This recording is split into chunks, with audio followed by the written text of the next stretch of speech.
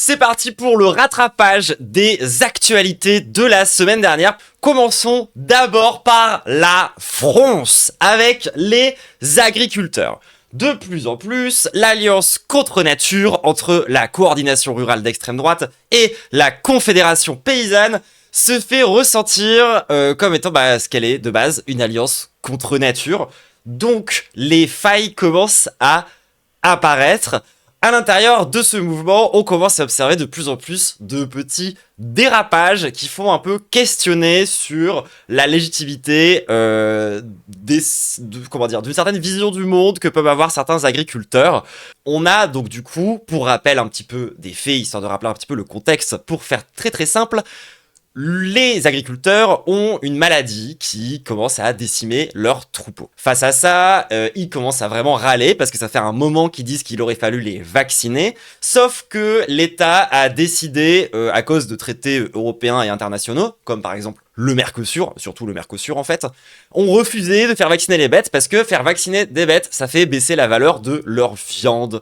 Et donc du coup, on les laisse un peu crever et ça fait que la seule politique par rapport à ça, c'est de faire de l'abattage massif. Donc on est dans une situation de conflictualité où l'État a encore fait de la merde pour tenter de gérer des trucs néolibéraux, donc a priori on est plutôt du côté des agriculteurs, d'autant plus que si on réfléchit un minimum d'un point de vue antispéciste et qu'on ne s'arrête pas à juste a priori on essaye quand même d'améliorer à minima les conditions de vie des animaux avant leur abattage, et donc on devrait quand même défendre a priori le fait que il faut vacciner les bêtes en fait, enfin c'est normal, on va pas les laisser crever ou faire un abattage de masse, genre un peu de dignité, nom de Dieu. Donc moi a priori j'aurais plutôt tendance à défendre les agriculteurs, mais c'est vrai qu'ils sont un petit peu difficiles à défendre, notamment avec cet extrait qui a pas mal tourné, que vous avez sûrement déjà vu, d'un agriculteur qui avait déversé des patates sur la route pour protester.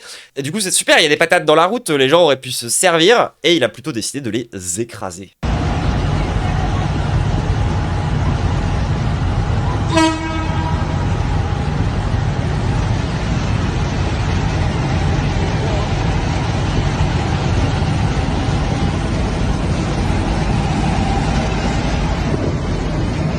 Et c'est là que tu vois que derrière tous les grands discours à base de il faut nourrir le monde, etc., il y a surtout l'idée que, en fait, leur produit, c'est du capital. Et ils n'ont pas envie de provoquer quoi que ce soit sur le marché en distribuant des patates gratuitement. Donc ils préfèrent littéralement gaspiller de la nourriture plutôt que de laisser les gens les ramasser. Et moi, je suis désolé, mais dans cette histoire, ça fait quand même pas mal chier, hein. Genre, moi, ma maman, elle m'a quand même pas mal dit de pas gaspiller.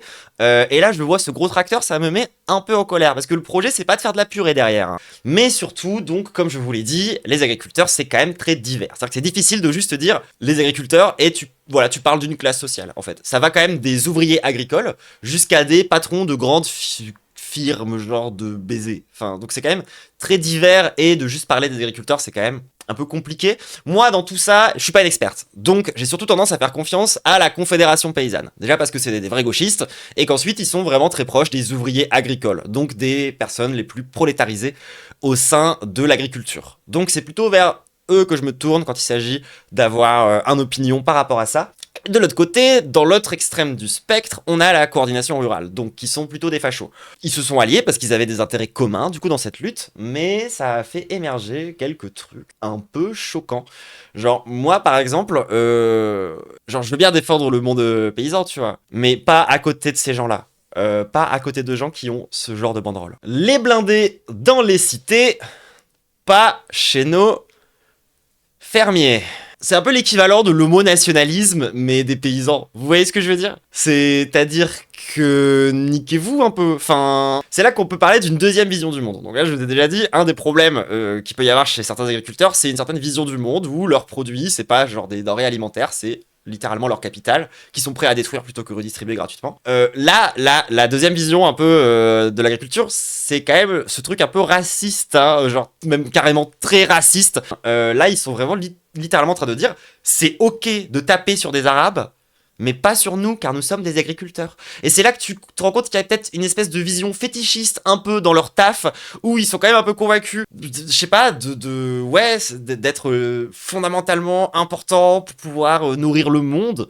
Alors que, désolé de le rappeler, mais le paysan, il est aussi important que le mec qui s'occupe de la logistique, qui tente de distribuer la nourriture, qui est aussi importante que la meuf qui sert la bouffe à la cantine, qui est aussi importante que, tous ces gens-là, en fait, qui sont fondamentaux pour assurer notre chaîne d'approvisionnement alimentaire. Je veux dire, il n'y a pas une valeur spécifique par nature du taf de paysan qui fait que, en fait, vous êtes intouchables. Va falloir se mettre d'accord au bout d'un moment, les agriculteurs. Vous êtes, pas tous, mais la plupart quand même, des travailleurs comme les autres. Donc en fait, lorsque vous faites des manifestations, vous prenez la répression comme les autres. Et c'est là que, au lieu de balancer des conneries comme les blindés dans nos cités, pas chez nos fermiers, rendez-vous compte de la fragilité totale du putain de pacte racial. Vous avez beau être des putains de racistes, en fait, à la minute où l'État, il a besoin que vous la fermiez, on va juste vous envoyer des Space Marines comme tout le monde. Donc arrêtez de vous tirer des balles dans vos propres jambes, par pitié, et essayez d'écouter un petit peu aussi le reste du mouvement, et peut-être, je sais pas, se gauchiser plutôt que de finir avec ce genre de pancarte complètement ridicule. Sérieusement, ça veut dire quoi, ça? Genre, vous pensez vous pensez que dans les cités, les gens ne travaillent pas? Je suis désolé, ça m'énerve comme truc, mais genre, tu sais, les gens qui sont dans les cités, ils font tous les tafs les plus essentiels de France, en fait. Il y avait qu'à voir ce qui se passait pendant le Covid. Les gens qui devaient continuer à travailler, désolé, mais c'était pas les gens dans les petits quartiers bourgeois, hein. Eux, ils étaient en mode, c'est bon, nous, on peut s'organiser pour faire du télétravail. Ouais, super. Donc, ça me rend un peu folle. D'autant plus que, oui, désolé, mais encore une fois, littéralement, c'est pas parce que vous êtes raciste que quand un flic, il va venir vous défoncer, il va se retenir. Enfin, preuve en image. Ça, du coup, c'est des flics qui a sorti son flingue sur un camion. Le mec s'est quand même fait braquer. Donc ça lui a fait bizarre, hein. Ça lui a fait bizarre. Il a dit, c'est quoi ça? Pointer une arme sur un de nos paysans qui vous nourrit, honteux. On ne crèvera pas dans le silence. Mais en fait, c'est là que tu te rends compte que peut-être on peut être ensemble. Et par ensemble, je veux dire tous les gens qui souffrent de la répression. Et les gens qui souffrent de la répression, désolé de vous le dire, mais c'est aussi les banlieues, hein. C'est les cités, c'est, pour le dire simplement, les Noirs et les Arabes, hein, dans ce pays. Donc peut-être falloir aussi, au bout d'un moment, apprendre à faire preuve de solidarité si vous voulez en avoir en retour. Néanmoins, voilà, ça reste quand même des... encore une fois, c'est évidemment ce que ça donne quand on a quelque chose d'aussi large, autant idéologiquement parlant que socialement, que le monde agricole. Donc, on n'oublie pas qu'il y en a quand même qui sont sacrément basés. Toujours énorme shout-out et énorme force à la Confédération Paysanne, qui évidemment ne tombe pas dans ce genre de conneries. Sujet suivant, parlons un petit peu de Noël, tout le monde. Et oui, nous sommes le 30 décembre pour ceux qui regardent cette émission en différé. Évidemment, nous avons les éternelles paniques réactionnaires de droite et d'extrême droite autour de joyeuses fêtes. Alors, si vous n'êtes pas habitué de Twitter, vous l'avez peut-être pas vu passer, mais ça fait apparemment péter un plomb tous les droitards que la gauche serait contre Noël. Et on voudrait cancel Noël. Et en fait, c'est parce que on voudrait détruire les racines judéo-chrétiennes de la glorieuse France éternelle. Ce qui est quand même complètement con. Oui, ils ont recommencé. Chaque année, c'est pareil. Chaque année, on vient nous rappeler que, apparemment, les gauchistes voudraient cancel Noël. Vite fait, quand même. Mais j'aurais deux choses à dire par rapport à ça. La première, c'est que, en vrai, de vrai, quand t'es un droitard, je capte un petit peu. Parce que, par exemple, sur France Info, on a eu le droit à un petit reportage qui, justement, a un petit peu fait le lien entre la tradition du marché de Noël et du nazisme. C'est-à-dire que France Info, évidemment, ils se sont pris une méga shitstorm et derrière, ils se sont excusés comme les passe-plats qu'ils sont vraiment. Mais ils ont quand même fait ce reportage. Et du coup, les fachos, en fait, se sont dit « Ah là là, encore la gauche qui veut cancel Noël !» Parce que, évidemment, Noël et les marchés de Noël, c'est pareil. C'est la même chose. C'est-à-dire que l'un n'existe pas sans l'autre, hein, bien sûr. Parce qu'en fait, les racines judéo-chrétiennes de la France, les traditions éternelles, c'est une fête païenne, d'accord? Il va vraiment falloir qu'on se mette d'accord sur le sujet de Noël. Ça a été une récupération de la part des chrétiens parce qu'ils n'arrivaient pas à se débarrasser du fait que les gens, ils aimaient bien cette fête de fin d'année. Et que du coup, on a dit, c'est l'anniversaire de Jésus. Voilà. Super. Allez, vous pouvez continuer à faire la fête et vous êtes chrétien, c'est super. On peut maintenant aller faire la guerre aux Anglais. Genre, Noël, c'est pas la fête chrétienne que vous pensez que c'est, hein. Par contre, je trouve que c'est un peu bizarre, cette insistance sur Noël et sur le fait de dire chrétien et sur le fait de péter un plomb parce que des gens disent joyeuse fête plutôt que joyeux Noël. Parce que joyeuse fête, ce serait trop woke. Vous vous rendez compte que c'est quand même pas mal antisémite, sans vouloir me la ramener. Les juifs aussi, ils ont une fête en fin d'année. Et pas que, hein, d'ailleurs. Genre, il y a plein de gens qui ont des fêtes en fin d'année qui sont pas chrétiens. Donc, de vouloir interdire aux gens de dire joyeuse fête pour les forcer à dire joyeux Noël, c'est quand même littéralement exclure les juifs de l'équation. Enfin, sans vouloir... encore une fois, casser l'ambiance. Je suis désolé. C'est un peu bizarre. Donc, lâchez-nous les couilles et regardons un petit peu comment Noël a pu être instrumentalisé par des pouvoirs nationalistes et autoritaires pour tenter de voir qu'est-ce qui a perduré dans la société de façon neutre, sans chercher à cancel Noël. On peut quand même dire que les marchés de Noël, c'est les nazis qui l'ont réhabilité. C'est bon, c'est ok, c'est l'histoire, hein. C'est pas vous qui êtes le camp du... C'est pas les droitards, normalement, le camp du lourd réel.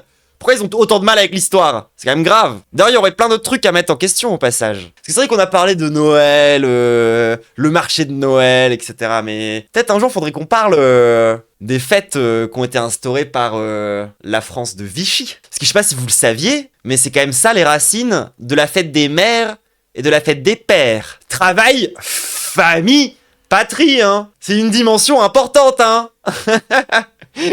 Donc oui, peut-être regarder un petit peu les choses en face de temps en temps, regarder l'histoire et se poser des questions. Je sais pas. Comme par exemple remettre en question la structure patriarcale, familiale, traditionnelle, nucléaire. Mais j'en reparlerai plus en détail dans des vidéos qui y seront dédiées. Ce n'est pas la seule panique morale d'extrême droite qu'on a eue cette année, tout le monde. Il y en a eu une autre qui est encore beaucoup plus drôle. Est-ce que vous saviez que sur CNews, il y a une meuf qui a dit « Oh là là, c'est très grave, en Algérie, il y a une traque aux bûches et en fait, maintenant, c'est devenu illégal, les bûches de Noël. Et en fait, le pouvoir en place a arrêté des pâtissiers. » Ils ont vraiment dit ça. On en est à peu près au même niveau que Donald Trump qui expliquait qu'il y avait les gens qui mangeaient des chiens et les chats et tout, tu vois, genre, c'est vraiment une dinguerie, genre. Attendez les gens, regardez-moi ça, c'est fantastique. Il y a quand même des contrôles de pâtisserie pour traquer les bûches de Noël. Vous voyez, ça s'invente pas quand même. Bah si, du coup ça s'invente en fait, parce que c'est vraiment sorti de ton cul. Alors en fait, l'origine de ça apparemment c'est un article du Figaro Vox, mais je ne suis pas abonné au Figaro Vox, je n'y ai donc pas accès. On ne va donc pas regarder l'article d'où est issue cette information, ma foi, un peu douteuse. Par contre, on va regarder qu'est-ce qu'on fait et comment on réagit les Algériens. Et alors vraiment, c'est à mourir de rire. Désolé pour tous les haters de l'IA, mais moi c'est pour ce genre de choses aussi que je continuerai à dire que c'est quand même marrant. De Noël interdite par le régime. On saisit cette bûche, procès-verbaux, embarquez le pâtissier. Alger, comme dans plusieurs villes du pays, les bûches de Noël sont désormais sous surveillance. À la demande des autorités, la police procède à des contrôles dans les boulangeries et pâtisseries, parfois en plein après-midi. Les gâteaux incriminés sont saisis puis emportés pour vérification. D'ailleurs, au passage, j'ai oublié de le mettre dans les actualités, mais grosse force aussi par rapport à le fait que l'Algérie a décrété que la France avait commis des crimes coloniaux. Et ce matin, c'est complètement officiel, voilà, du coup vous avez la data, mais je vais pas rentrer dans le détail, j'ai oublié de préparer ça. En tout cas, c'est à crever derrière, du coup il y a des centaines de faux extraits de journaux partout sur internet pour montrer des images de policiers qui arrêtent des bûches. Genre, je les ai pas retrouvés, mais j'en ai vu où il y avait un flic qui mettait des menottes à une bûche, c'est fantastique. Vraiment genre, je trouve que réagir par la moquerie comme ça, c'est vraiment grotesque.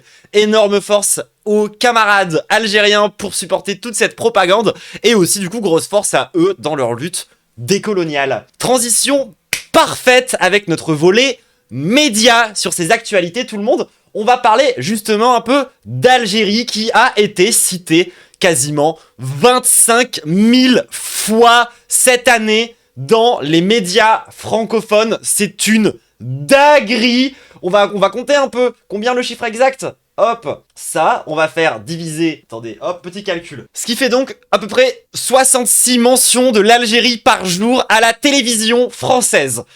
Voilà, on rappelle que l'Algérie est notre ancienne colonie, que c'est un des endroits où on a commis le plus de crimes de guerre de notre histoire. On a notamment utilisé, par exemple, des gaz qui sont complètement interdits par la Convention de Genève. C'est aussi en Algérie pour la toute première fois qu'on a utilisé des hélicoptères de combat. Et oui, pour pouvoir chasser les gens qui se sont cachés dans les grottes qu'on a fini par gazer. Donc il y aurait peut-être 2-3 trucs à regarder un petit peu en face, plutôt que de continuer à avoir une immense panique de merde autour de la question de l'Algérie. Et là, je m'adresse à tout le reste de la gauche. Il faut qu'on soit solide sur la question décoloniale et antiraciste. Nom de Dieu. Je rappelle une énième fois que le Front National n'a pas été fondé par des nazis. Il a été fondé par des nazis, des anciens de l'Algérie et quelques royalistes un peu perdus. Et d'autres sous mouvance de l'extrême droite minoritaire.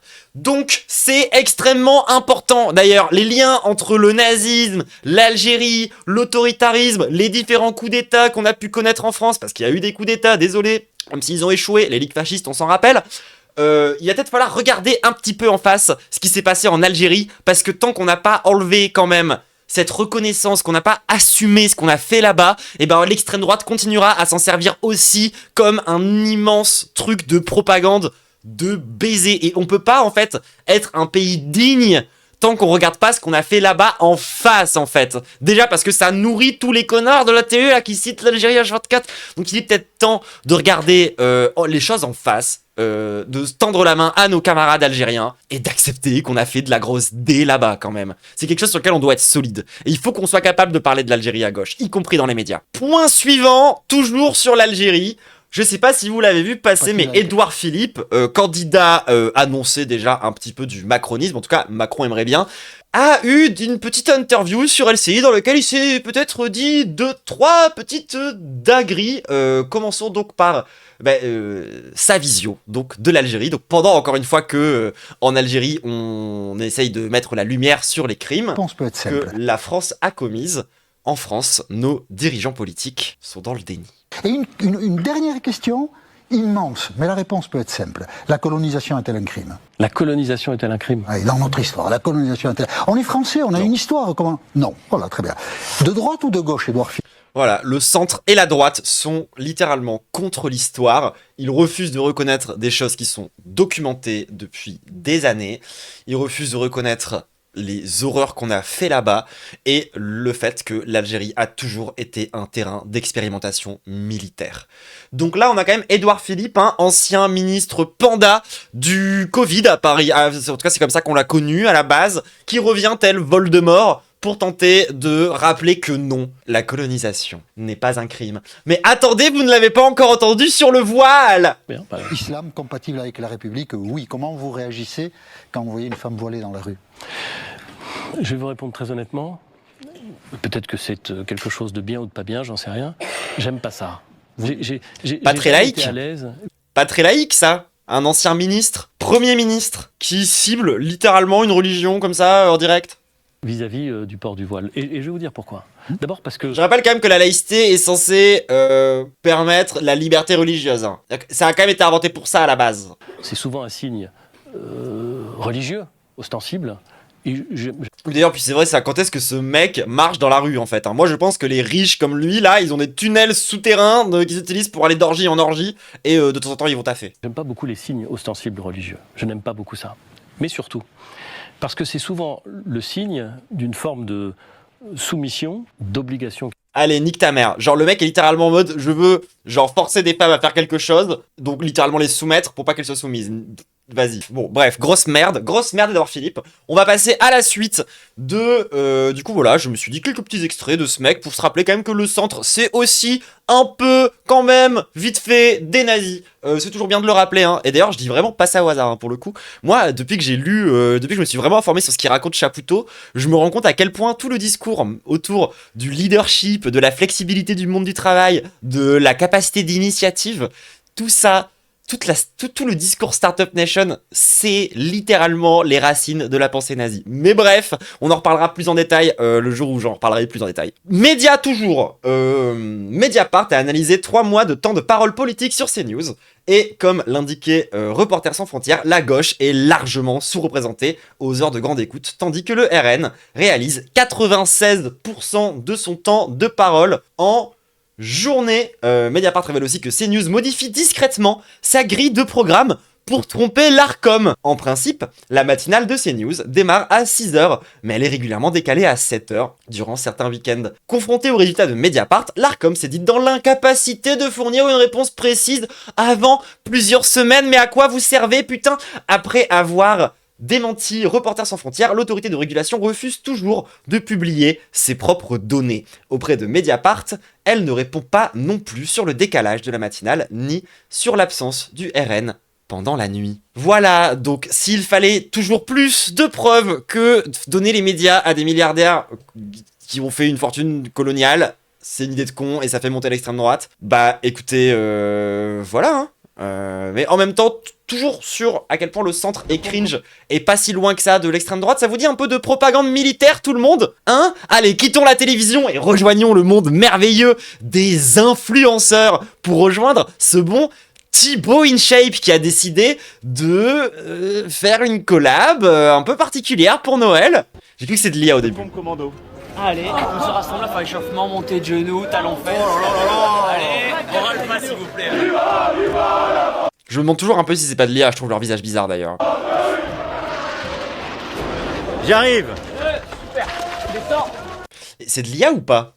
Genre les gens, je vous jure, je doute. J'ai essayé de sourcer un peu, mais en fait comme c'est que des plans de coupe hyper courts et que leurs visages sont bizarres, j'ai du mal à me dire que c'est de l'IA. Mais je vous jure, je commence à douter de la réalité.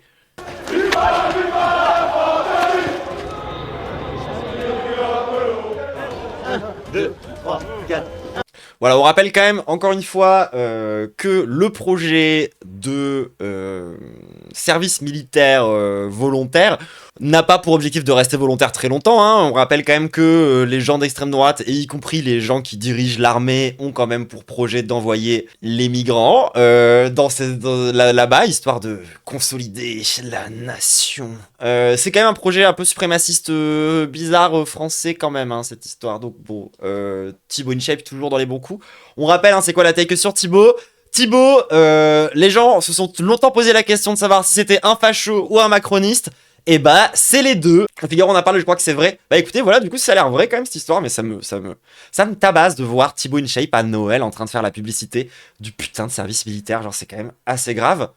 Cependant, en cette fin d'année, on fête la... Bon, j'avoue que la formulation était un peu vénère, mais on fête... Non, alors on va pas... J'ai trop d'ennuis avec la plateforme, attendez. On regrette la bien-aimée Brigitte Bardot, voilà, qui nous a quittés malheureusement en cette fin d'année. C'est l'occasion donc de rappeler qu'elle a été condamnée 5 fois pour des propos racistes. Brigitte Bardot, dont sa fondation a annoncé la mort dimanche, fut une campagne de route du clan lepéniste. La seule vedette à assumer ses idées d'extrême droite. Brigitte Bardot, si vous ne savez pas qui c'est une meuf qui s'est surtout fait connaître pour des combats écolos un peu gaze. Et je dirais que c'est là qu'on se rend compte que l'écofascisme ne date pas d'hier. L'icône Brigitte Bardot ne jurait plus ces dernières années que par Marine Le Pen, qui avait des couilles. Jordan Bardella, qu'elle trouvait extraordinaire, ou à Philippe d'Avilliers. Elle regardait le Vendéen sur CNews, sa chaîne préférée. En 2019, Brigitte Bardot qualifie les Réunionnais d'autochtones ayant gardé leur gène sauvage.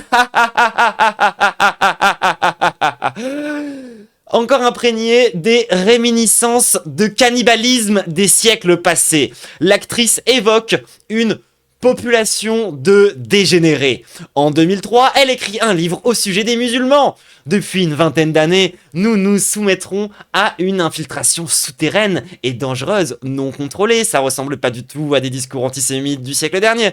Elle décrit aussi aussi certains homosexuels, la meuf s'arrête jamais, aussi certains homosexuels comme des lopettes de bas étage, travelots de tout poil, phénomène de foire et fustige le métissage ou encore l'accueil de clandestins. Soutien de Marine Le Pen puis d'Éric Zemmour, c'est à Valeurs Actuelles qu'elle accorde l'une des premières grandes interviews en presse écrite de 2023. Admiratrice de Poutine, elle y répète sa conviction que la France est foutue, sauf en cas de reprise en main par un gouvernement autoritaire. Voilà, je pense donc qu'on peut lui accorder une minute de nique ta mère. On passe à la suite. Nouvelle data sur les médias, et c'est la dernière, c'est promis. On a une mise à jour de qui possède les médias, qui a été faite par Le Monde Diplomatique, où vous pouvez retrouver du coup les datas qui ont été mises à jour si jamais ça vous intéresse. À l'intérieur, on y apprend que les médias se concentrent toujours de plus en plus et que c'est toujours de plus en plus de droite concrètement. Et on va s'arrêter là pour les informations concernant la France. Palestine maintenant. C'est parti pour être témoin une nouvelle fois de violences complètement désinhibées. Tout le monde, accrochez-vous, je vous préviens. Les images sont difficiles, ne vous inquiétez pas, personne ne meurt ou n'a de séquelles graves, mais tout simplement un bon témoignage, s'il en fallait davantage, d'à quel point les Palestiniens en Cisjordanie sont déshumanisés.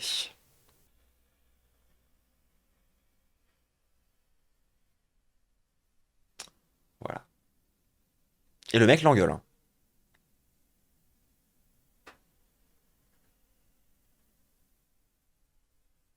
Voilà, je sais pas si vous vous rendez compte quand même de la dinguerie, comment est-ce que, à quel point on peut genre percevoir les gens comme même pas des animaux, tu vois, même un animal, tu le renverses, tu te fais un peu de soucis quand même, genre tu pètes pas un plomb dessus, enfin c'est trop bizarre de faire ça.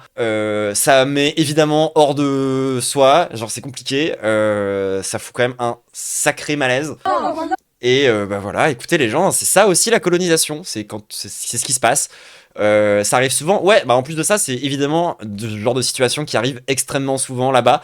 On rappelle du coup aussi, je vais en profiter pour en parler maintenant parce que du coup ça c'est une image de la Cisjordanie. Et au passage, on a quand même une déclaration donc conjointe de la part de l'Allemagne, la Belgique, le Canada, le Danemark, l'Espagne, la France, l'Italie, l'Irlande, l'Islande, le Japon, Malte, Pays-Bas, Norvège, Royaume-Uni, qui condamnent tous unanimement la création de 19 nouvelles colonies en Cisjordanie. Ça, c'est sur le papier. Par contre, ça ne dérange vraisemblablement pas Emmanuel Macron de laisser passer ce criminel de guerre au-dessus de notre territoire pour pouvoir aller serrer des mains aux États-Unis. Donc voilà, ça c'est le petit vol de monsieur Benjamin Netanyahou, et ça, c'est Macron qui sciemment ignore et laisse passer. Voilà, ce mec qui est sous mandat d'arrêt international quand même. Violence toujours, apparemment la religion des gens est importante, et cette fois-ci, l'État israélien s'en est pris à des chrétiens. Pareil, violence toujours, les gens, vous inquiétez pas, il n'y a pas mort d'homme dans ces images.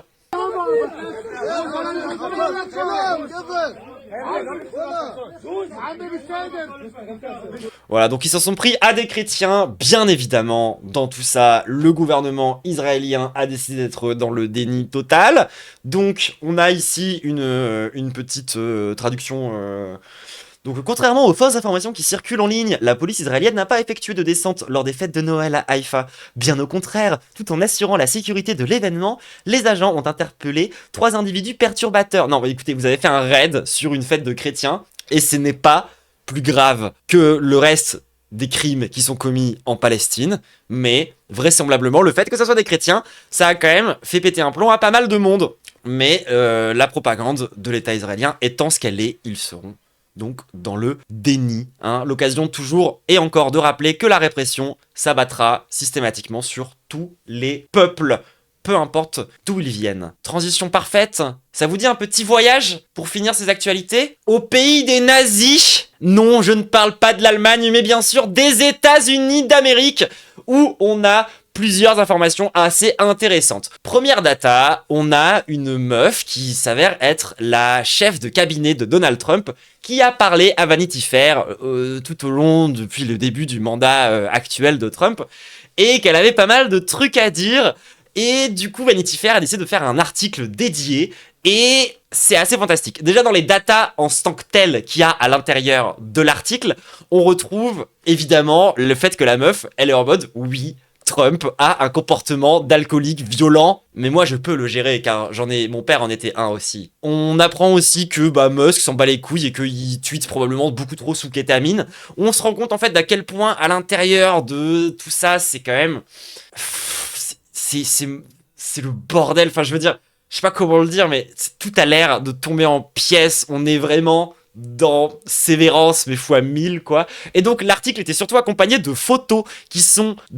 Chaque photo est un coup de poignard, d'accord, dans l'administration de Donald Trump. Première photo, donc il se pense stylé, alors qu'on dirait surtout, genre, la famille dans Héritage, là. Mais alors, il y a des gros plans visage, les gens. Vous êtes pas prêtes. Ça, c'est la meuf qui a leaké toutes les datas. Voilà, elle a l'air... terrorisée. On a l'impression que la meuf, elle est face à un camion, genre, elle est en état de sidération totale, et elle est à bout, tu vois, elle est en mode, non mais je gère, je gère.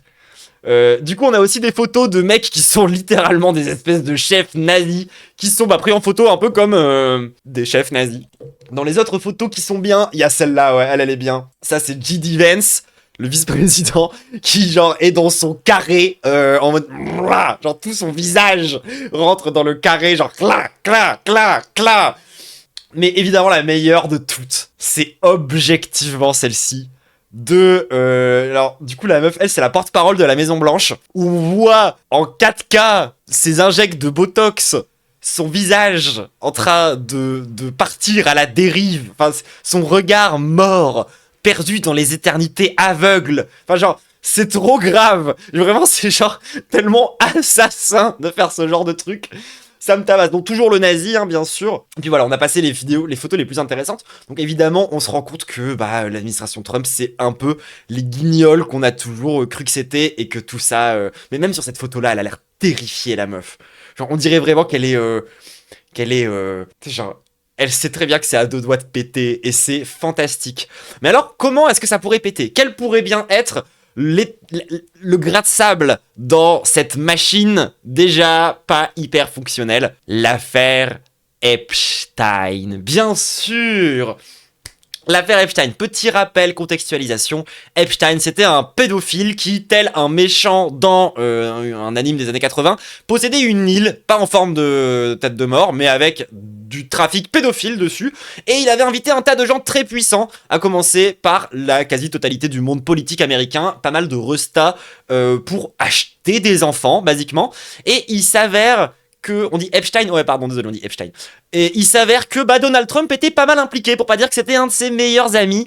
Et du coup, vu que Donald Trump, il a à la base quand même fait campagne sur le fait de dénoncer ça, on est en train de se rendre compte qu'il est pas appliqué jusqu'au cou et qu'il essaye de mettre le truc sous le tapis et ça marche pas. La Maison Blanche avait promis de libérer les Epstein Files, mais ils l'ont pas fait. Disons qu'ils l'ont fait, mais ils ont foutu des gros carrés noirs dégueulasses sur toutes les images et sur énormément de textes afin que les gens ne puissent pas accéder aux data. Le problème, c'est qu'ils ont fait ça comme des crasseux, littéralement, parce qu'en fait, dans les documents qui ont été relâchés, il y avait des documents qu'on avait déjà eus par le passé. Des documents qui mentionnaient, par exemple... Donald Trump. Et il s'avère que dans la nouvelle version qui a été libérée par la Maison Blanche, ils ont recensuré le prénom de Trump sur des documents qu'on a déjà sans la censure. Donc, c'est littéralement la preuve que la Maison Blanche essaye de couvrir putain de Donald Trump, le pédophile, s'il vous en fallait plus que ça. Face à ça, l'extrême droite a réagi comme souvent dans ce genre d'affaires par le silence, puis la désinformation. Parce que du coup, voilà, il y a des gens qui étaient en mode genre oui, on a des nouvelles photos. La vérité, les photos, on les avait déjà avant. Et du coup, la traîne d'extrême droite pour tenter de se justifier que leur petit daddy préféré, voilà, leur petit modèle de virilité n'est pas un pédophile. En fait, la traîne à l'extrême droite, c'est de prendre les photos des Epstein Files et de les éditer avec de l'IA pour faire croire que c'est des adultes. Je vous jure qu'ils font ça pour de vrai. Voilà, là où les droitards en sont rendus. Vous vous rendez compte à quel point ils sont prêts à défendre des putains de pédophiles en 4K. C'est une dinguerie. Bref, voilà. Toujours pour dire que l'extrême droite est systématiquement quand même du côté des puissants et donc des dominateurs. Et donc, des pédophiles. Désolé de le rappeler. C'est la fin de ce volet sur les États-Unis et moi j'ai fini mes actualités tout le monde. J'espère que cette espèce de format un peu en sprint des actualités vous aura quand même plu. Désolé, j'ai un peu moins laissé d'espace pour le chat parce qu'il fallait quand même dropper histoire de tout rattraper. On va s'arrêter là pour aujourd'hui. YouTube, merci d'avoir regardé ces actualités jusqu'au bout. N'hésite pas à t'abonner, laisser un pouce bleu, me donner des sous sur Tipeee. Essaye de venir en stream en vrai, genre il y a plein de moments entre les capsules où on rigole bien. Et surtout de venir le 9, 10 et 11 janvier pour le Fange Event où on va lancer notre média. Et sachez qu'on avance bien, donc c'est trop cool. Allez, kiss YouTube, à la prochaine.